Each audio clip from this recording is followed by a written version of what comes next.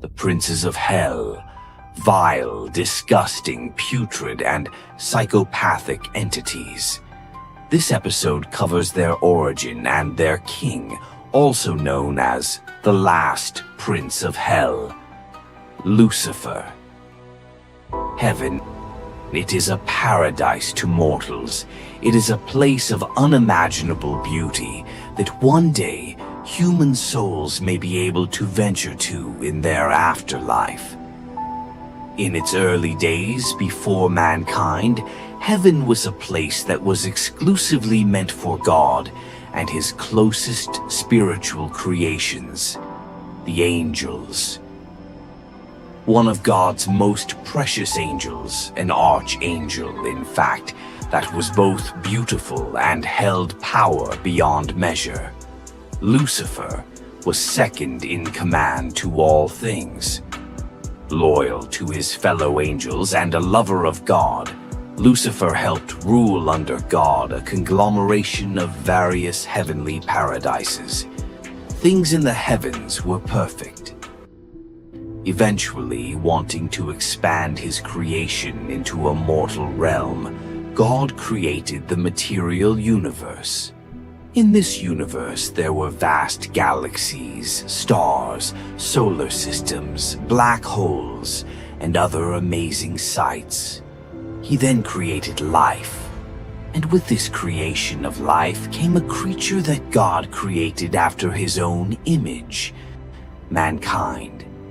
The first humans, Adam and Eve, were placed on a tiny planet called Earth within the Sol star system and into a small peaceful garden that he named Eden. Proud of his new creations, God then commanded his heavenly angels to aid the humans and to help them grow and expand.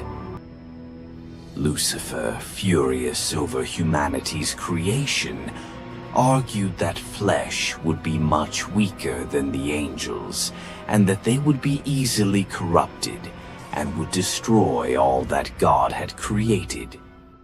Because of this weakness, Lucifer argued that they were not worth saving, and that God had made a grave mistake against heaven, the universe, and harmony. Angry at Lucifer's lack of compassion, God demanded that Lucifer stand down and should give mortals a chance. In retaliation, Lucifer spread his disdain towards God's path and corrupted various angels and archangels within heaven.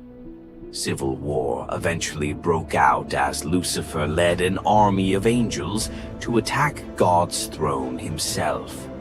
He argued that he should lead, and that he would not let God destroy peace and perfection within the universe. The battle was fierce. Angels fought one another with incredible malice. Heaven had been split, and now what was once a beautiful paradise was being corrupted and destroyed by hate. God, imbuing the archangel Michael with immense power, overpowered Lucifer and his angels.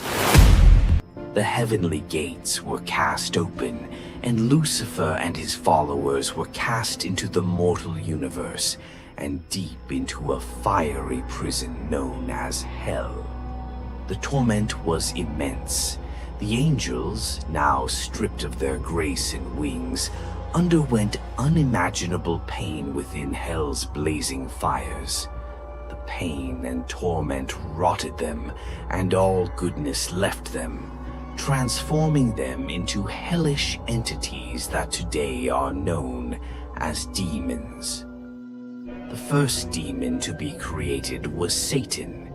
He was expelled from Lucifer himself in an effort to end his suffering in the lake of fire at the expense of reducing his own power. The gamble worked, allowing Lucifer to be free from the fiery lake. His freedom meant retribution. One by one, Lucifer saved his rebel army from the flames of hell. However, they were now gruesome, twisted-looking demons. At this time, Lucifer cemented his rule and created the princes of hell: Mammon, the prince of greed; Belphegor, the prince of sloth; Leviathan, the prince of envy; Beelzebub, the prince of gluttony; Asmodeus, the prince of lust; Satan, the prince of wrath; and himself being the prince of pride. Each demon prince was then given a different portion of hell to rule as he or she sees fit. At this time, Lucifer's revenge was only just beginning. Lucifer, entering the form of a snake, met with Eve in the garden and, using his silvery tongue, convinced her to betray God and to become like him instead. And thus it was. Mankind was corrupted and cursed due to Lucifer. Because of Lucifer's kidnapping of human souls, it would have to take God himself coming to Earth to eventually save them once and for all. Lucifer's hell is the deepest and darkest pit. It is a dark and terrifying frozen wasteland. Souls freeze eternally and are imprisoned within perpetual horrific nightmares deep within their layers of ices. Whenever they do awaken, they are met with monstrosities beyond imagination until they eventually freeze once more. This hell is meant for the worst of humanity and the ones that Lucifer corrupted himself. Also known as Lake Cocytus, this frozen hell is filled with traitors, genocidal maniacs, and leaders and rulers who put their own pride and power above the lives of those who they swore to rule and protect. It is a pit of frozen misery, and is one that Lucifer takes great pride in ruling.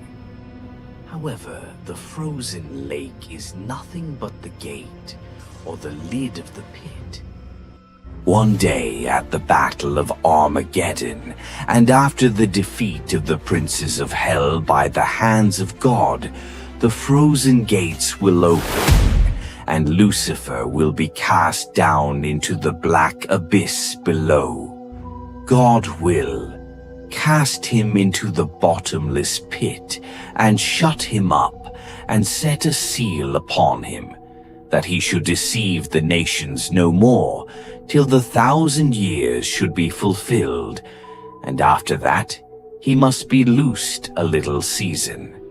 Revelations 23. But this small release from the pit will be short-lived, as God has an eternal punishment in mind for Lucifer.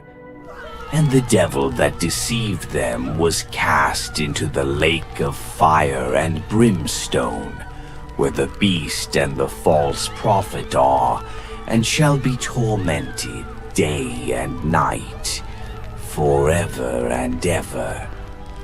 Revelations 20:10. And so ends the story of the 7 princes of hell, and of the rise, fall, and eternal damnation of Lucifer,